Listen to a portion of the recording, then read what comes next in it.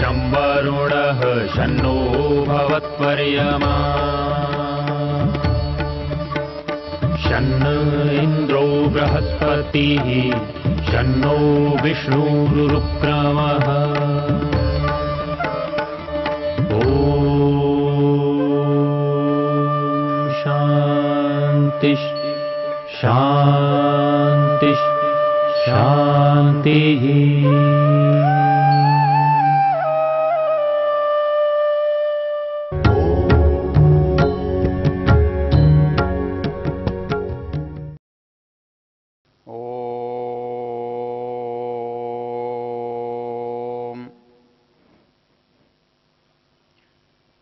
हम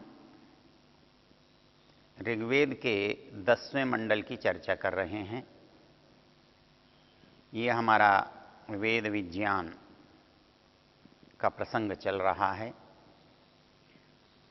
और 10वें मंडल का जो 34वां सूक्त है, जिसे अक्ष सूक्त के नाम से जाना जाता है, बहुत प्रसिद्ध सूक्त है, उसमें एक जुआरी की मनस्थिति का और उसके सामाजिक संबंधों का बड़ा मार्मिक इसमें विश्लेषण है।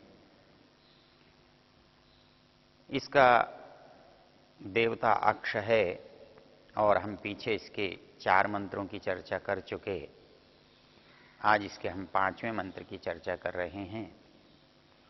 इसमें जुआ खेलने वाले व्यक्ति की जो मन की स्थिति है, उसके मन की जो दुर्बलता या कमजोरी है, उसका बहुत अच्छा चित्रण इसमें किया गया है।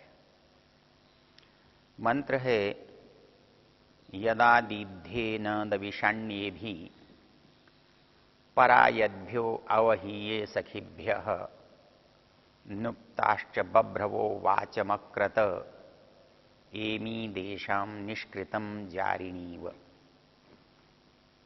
मंत्र बहुत सरल है। यदि इस पर आप थोड़ा सा भी ध्यान देंगे तो बहुत आसानी से समझ में आएगा। इसमें 2 बातें हैं। एक बात पहली पंक्ति में है और एक बात दूसरी पंक्ति में है। पहली पंक्ति में है यदादिध्येन दविषाण्येभि परायद्भ्यो अवहीये सखिभ्य। यहां एक बात पूरी हो जाती है। और दूसरी बात है न्युप्ताश्च बभ्रवो वाचमकृत एमी देशाम निष्कृतम जारिणी। यहां जो मन की स्थिति है वो किन किन कारणों से प्रभावित होती है और मैं वैसा करने के लिए बाध्य होता हूं, तो इसमें 2 तरह की चर्चा है। एक तरह की चर्चा है यदादिध्येन दविषाण्येभि। खेलते खेलते व्यक्ति किसी बुराई को करते करते एक मनुष्य के मन में कभी न कभी ये भाव आ जाता है कि उसे ये बुराई छोड़ देनी चाहिए, लेकिन वो चाहने के बाद भी क्यों नहीं छोड़ता, उसके बहुत सारे कारण होते हैं। वो आंतरिक भी हो सकते हैं, वो बाह्य भी हो सकते हैं। और यदि कोई उनको समझ लेता है और वो समझ में आ जाते हैं तो वो चीज आसानी से छूट सकती है। छूट सकने का एक उदाहरण भगवान बुद्ध के जीवन में आता है कि अंगुलीमाल दूसरों को जो मारता था और मारने के बाद उसको लूट लेता था, तो भगवान बुद्ध उस रास्ते से जब जा रहे थे जिसमें अंगुलीमाल रहता था, लोगों ने बहुत समझाया, महाराज वो बहुत दुष्ट व्यक्ति है, वो जिसको भी देखता है उसको मार ही डालता है और उसकी उंगलियों की माला बना के गले में पहनता है और वो किसी को भी जीवित नहीं रहने देता है। आप इस रास्ते से मत जाओ। भगवान बुद्ध थे, उन्होंने कहा हम तो इसी रास्ते से जाएंगे, हम किसी से, हमें क्या डर है। वो गया तो रास्ते में जब वो आया, बड़े चीखते हुए, चिल्लाते हुए, चिंगाड़ते हुए, बड़े विकराल रूप को धारण करते हुए उसने कहा कि मैं तुझे मारूंगा। भगवान बुद्ध कहने लगे, कोई बात नहीं, मार लेना, पर एक बात है सोचने की, तुम ये सब क्यों करते हो? उसको बड़ा विचित्र लगा कि एक आज तक तो किसी आदमी ने इतनी शांति से बात की नहीं। कोई आदमी प्राणों की भीख मांगता है, कोई आदमी दया चाहता है, कोई आदमी गिड़गिड़ाता है, कोई आदमी रोता है, कोई दुखी होता है, लेकिन ये साधु तो ऐसा है, न इसको रोना आता है, न दुखी होता है, उल्टा मुझसे ही प्रश्न कर रहा है। उसने कहा, इसमें क्या खास बात है? तो सब लोग अपना अपना व्यवसाय करते हैं, मेरा भी ये व्यवसाय है, और मैं भी इसको करके जहां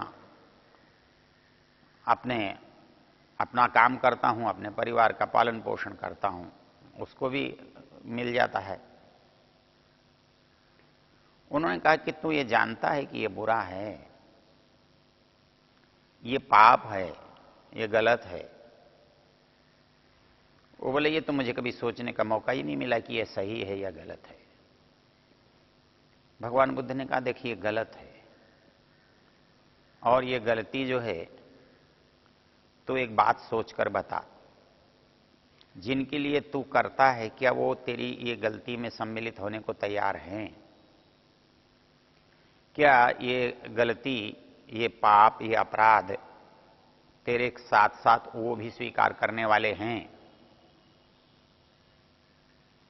तो उसने कहा कि नहीं, ये तुम मुझे मजबूर कर रहे हो नहीं करने के लिए। उन्होंने कहा, तो चिंता मत कर, मैं यहीं बैठा रहूंगा, और जब तक तू नहीं आएगा तब तक बैठा रहूंगा। जो तू करेगा मैं स्वीकार करूंगा, लेकिन तो ये पूछ कर आ कि क्या इस गलती को तेरे परिवार के लोग, तेरे परिवार के सदस्य तेरे पाप के अंदर भागीदार बनते हैं? उसके मन में एक प्रश्न पैदा हुआ और उसने समझा ये तो अच्छी बात है, और बाबा जब इतना है तो जाने वाला भी कहीं नहीं है। वो घर गया और अपने पत्नी, पुत्र, बच्चों, सबसे परिवार के सदस्यों से उसने पूछा कि लोग कहते हैं ये काम गलत है, और मैं इस गलती को यदि करता हूं, वो तुम्हारे लिए करता हूं, और तुम्हारे लिए करता हूं तो तुम मेरे, यदि मुझे कोई दंड मिलता है, कोई पाप का मैं भागीदार बनता हूं, तो क्या तुम मेरे साथ दोगे? परिवार के सदस्यों ने कहा, संसार का नियम तो इससे उल्टा है। संसार का नियम यह है, जो जिस काम को करता है उसका फल उसी को मिलता है। ऐसा नहीं होता कि काम कोई करे और उसका फल किसी को मिले। यदि अच्छा है तो अच्छा भी उसी को मिलता है, और बुरा है तो बुरा भी उसी को मिलता है। तो ऐसी स्थिति में आप ये कैसे आशा कर सकते हो कि जो काम तुम करोगे उसके फल में हम भागीदार होंगे? हम होना चाहें तो भी नहीं हो सकते, क्योंकि नियम ये है संसार का, प्रकृति का, कि जो जिस काम को करता है उसका हानि, लाभ, पुण्य, पाप, सुख, दुख उसको प्रथम प्राप्त होता है। इसलिए पहले अपराधी तो तुम ही रहोगे, और तुम्हारे सुख, दुख, हानि, लाभ, दंड में व्यक्तिगत रूप से हम सम्मिलित हो ही नहीं सकते, और होने का कोई कारण भी नहीं है। उसे बड़ा विचित्र लगा। कहने लगा, जिनके लिए मैं अपराध कर रहा हूं वो यदि मेरे साथ सम्मिलित नहीं हैं, मेरे कार्य में साथ देने को तैयार नहीं हैं, तो फिर मुझे अपराध क्यों करना चाहिए? उसके मन में बड़ा परिवर्तन आया। वो महात्मा बुद्ध के चरणों में ही गिर पड़ा जाकर के, बोले, महाराज, उन्होंने तो ये कहा कि तू जाने, तेरा काम जाने, तू कैसे लाता है इसकी जिम्मेदारी तेरी है। हम तो तेरे परिवार के सदस्य हैं, और तुझे हमको भोजन कराना है, हमारी रक्षा करनी है, हमारे सुख दुख को देखना है, ये तेरा उत्तरदायित्व है, ये तेरी जिम्मेदारी है। इस जिम्मेदारी को तू कैसे निभाता है ये तू जाने। तो बताओ, जो जिनके लिए मैं करता हूं वो ही मेरे साथ नहीं है, तो मैं फिर ये अपराध क्यों करूं? तो महात्मा बुद्ध ने कहा यही तो मैं कह रहा हूं तुझसे कि यदि वो तेरे साथ सम्मिलित नहीं होते हैं तो तू इसको क्यों करता है।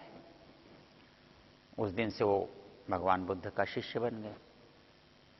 तो जब व्यक्ति कोई किसी को समझाता है और ठीक तरह से समझाता है तो व्यक्ति की बात समझ में आती है तो वो उसको छोड़ देता है।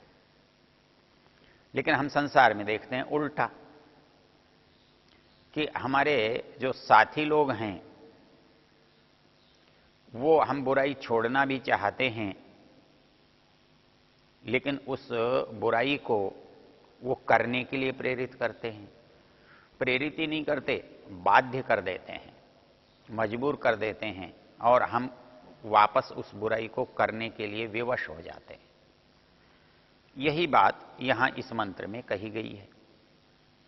वो कहता है यदा दीध्येन दविषाण्ये भी, बोले कभी कभी मन में आता है छोड़ दूं इस काम को, मैं क्यों इतनी मुसीबत लूं कि मेरा घर बिगड़ जाए, मेरी पत्नी नाराज हो जाए, मेरे संबंधी मुझसे घृणा करने लगें, हाँ, मुझे लोग हेय दृष्टि से देखें, मुझे नीच समझें। तो मैं सोचता हूं यदा दीध्येन दविषाण्ये भी, अब इसके बाद कभी मैं इन पासों से नहीं खेलूंगा, मैं इस खेल में कभी सम्मिलित नहीं होऊंगा। लेकिन मेरी मजबूरी है। क्या मजबूरी है?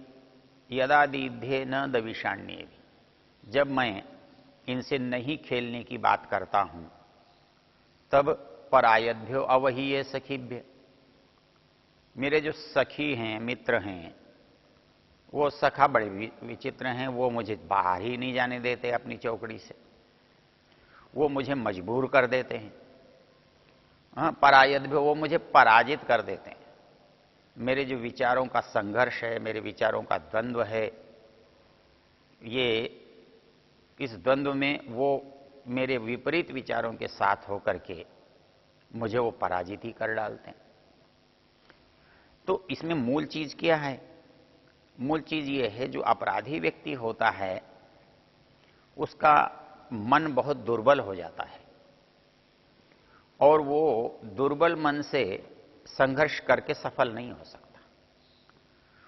सफल होने के लिए एक बहुत सबल मन की आवश्यकता होती है।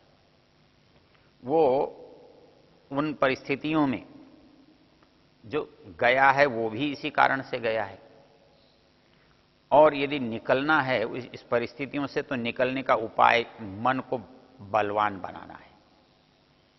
मैं पिछले दिनों अहमदाबाद में जब गया तो एक व्यक्ति से चर्चा करके बहुत अच्छी बात लगी। वो व्यक्ति एक कपड़ा का फैक्ट्री का मालिक है, वो बहुत संपन्न भी है। उसने मुझे बताया कि मैं अपने पुराने निवास स्थान पर कलकत्ता गया तो मेरे मित्रों ने मुझे बुला लिया और पैसे वाले मित्र हों तो उनका मनोरंजन बिना शराब के कैसे हो। तो वो कहने लगा कि मेरे सब मित्र बहुत सारे शराब पीते थे। किसी ने कहा भाई ये फला मित्र है, ये शराब नहीं पीता। तो उसका जो एक अंतरंग था वो कहने लगा ऐसा कैसे हो सकता है, मेरा तो बहुत अच्छा मित्र है, अभिन्न है, तो मैं जाकर उसको पिला के आता हूं। प्राय होता है मित्रता के नाम पर हम किसी से भी कुछ भी कराने की आशा रखते हैं। हम समझते हैं मित्रता है, इसमें क्या बड़ी बात है। तो वो सुना रहे थे कि वो मित्र मेरे पास आया, बोले भैया तू शराब नहीं पीता? बोले मैं नहीं पीता। बोले नहीं, मैं तेरा दोस्त हूं ना, मैं तेरा मित्र हूं। बोले हाँ, तुम मेरे अभिन्न मित्र हो, इसमें क्या बात है। तो आज मेरी मित्रता के नाम पर तुम एक घूंट पी लो। यदि सामान्य मन का व्यक्ति होता तो कहता कोई बात नहीं, मेरा मित्र कह रहा है इसलिए मैं पी लेता हूं। लेकिन उस व्यक्ति ने कहा नहीं, मैं तो नहीं पीऊंगा। बोले तुम मेरे मित्र हो। तो उन्होंने कहा ठीक है, मित्रता का ये लक्षण है, ये कसौटी है, तो मैं तुमसे आग्रह करता हूं, तुम मेरे मित्र हो इसलिए तुम इसे छोड़ दो। तुम छोड़ोगे क्या? तो वो वहां से चलता ही बना, क्योंकि मित्रता के लिए यदि मैं ग्रहण नहीं करता हूं और मित्रता के लिए वो छोड़ता नहीं है तो फिर मित्रता बाध्यकारी कैसे हो गई। तो मैं अपने मित्रों के कारण कोई काम करूं, क्यों करूं? मित्र मेरे काम में सहायक हों, यह अच्छी बात है। न तो मेरे बुरे काम में मित्रों को सहायक होना चाहिए, जबकि वो होते हैं, और इसीलिए उनके बुरे काम में मुझे भी सहायता करनी पड़ती है, उनका साथ देना पड़ता है। तो मित्रता के नाते जब हम बुरा काम करते हैं तो बुरा काम करने का साहस बढ़ जाता है, बुरा काम करने की मानसिकता दृढ़ होती है। इसलिए मनुष्य ये चाहता है यदि मैं बुरा हूं तो मेरे साथ दूसरे लोग भी बुराई में सम्मिलित हो जाएं। यदि मैं झूठ बोलूं तो दूसरे भी मेरे साथ झूठ बोलने वाले हो जाएं, ताकि वो ये न कह सकें देखो ये झूठ बोलता है, ये निम्न है, नीचा है, अपराधी है। जब समाज में सारे ही लोग एक जैसे होंगे तो कौन किसे अपराधी बताएगा, कौन किसको नीचा दिखा सकता है? इसलिए अपराधी व्यक्ति अपने मित्रों के साथ अपराध करना अच्छा मानता है, प्रसन्नतापूर्वक अपराध करता है। यही हाल शराबियों का भी होता है। वो आपस में मिल करके जब काम करते हैं तो उस अपराध का जो आनंद वो उठाते हैं वो कई गुना बढ़ जाता है, उनको बल मिल जाता है। तो इसलिए हमारे जो साथी लोग होते हैं, यदि वो किसी बुरे काम में हम उनके साथ रहे हैं तो वो हमको बुराई के दायरे से, अपने वर्ग से बाहर नहीं जाने देना चाहते। और इसलिए यदि कभी हम प्रयत्न भी करते हैं कि हम इससे बचें, इसमें न जाएं, तो वो हमें घर तक बुलाने आ जाते हैं, भैया आज तुम आए नहीं, चलो, तुम्हारे बिना हमें क्या अच्छा लगेगा, तुम तो हमारे साथी हो, हमारे अंदर तुम ही नेता हो, तुम ही नहीं रहोगे तो फिर हमारा क्या बन सकता है। तो वो आदमी जो होता है वो मानसिक दृष्टि से दुर्बल होता है, और वो दुर्बल होता है तो वो उनके साथ चला जाता है, न चाहते हुए भी चला जाता है। तो यही स्थिति इस मंत्र के इस भाग में दिखाई गई है। परायद्भ्यो न आवहीये सखीभ्य, क्योंकि जब मैं संकल्प लेकर चलता हूं कि मैं अब नहीं खेलूंगा तो मेरे मित्रमंडल के आ जाते हैं, मेरी मंडली मुझे अपने साथ ले जाती है, आग्रह करती है, मुझे वो जबरदस्ती करने के लिए बाध्य करती है, पिलाती है। तो मेरा क्या होता है, मैं पराजित हो जाता हूं। तो ये जो मेरा पराजित हो जाना है, ये मेरे इस अपराध से बाहर न निकलने का कारण है। और ये बात संसार में हम सामान्य रूप से देखते हैं कि कोई व्यक्ति को पहले तो अपराधी बना दिया जाता है।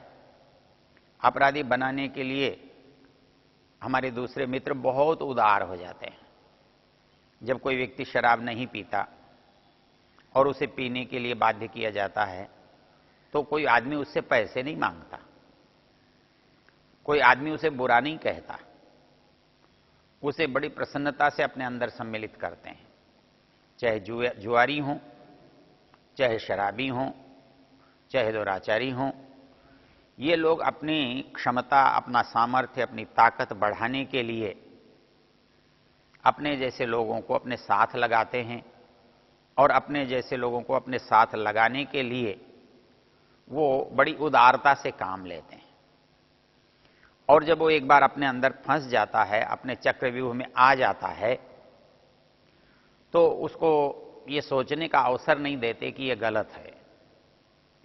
वो उस कार्य की उसको आदत, लत डाल देते हैं और वो उससे बंधा रहता है।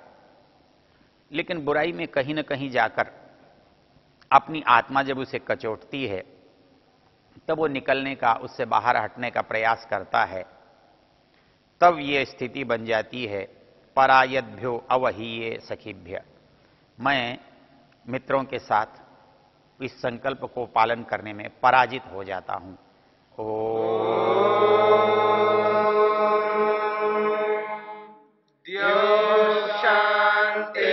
शांतिरंतरिक्षं शांति पृथिवी शांतिरापः शांतिरो औषधयः शान्तिः वनस्पतयः शान्तिर्विश्वे देवा शान्तिर्ब्रह्म शान्ति सर्वं शान्ति शान्तिरेव शान्ति श्यामा शान्तिरेव